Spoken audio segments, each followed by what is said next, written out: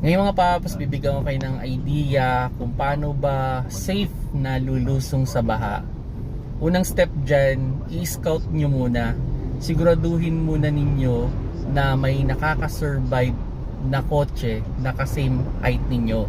So yun, makita ninyo, inauna ko na muna yung hatchback kasi kahit naman yan ang kotse ko.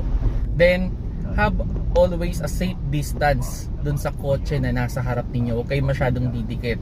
Ang idea kasi dyan, dapat pag lumulusong kayo sa baha, continuous ang takbo ninyo. Maybe mga 5 to 10 kph lang sana. Kasi pag masyadong mabilis yung takbo ninyo dyan, baka naman masira yung bumper ninyo o yung plaka ninyo matanggal.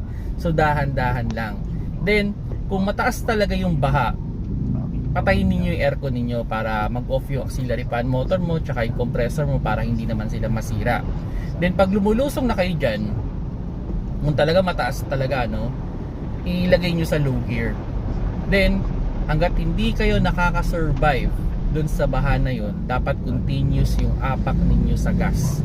Huwag nyong bibitawan yung gas hanggat hindi kayo nakaka-survive. So yan lang yung idea with regards sa paglusong ng baha. Kung may masira man, well, bear the consequences. Ganun talaga minsan. Wala tayong option umatras, abante lang talaga. Kung nagustuhan nyo yung video, paki-like na lang mga box.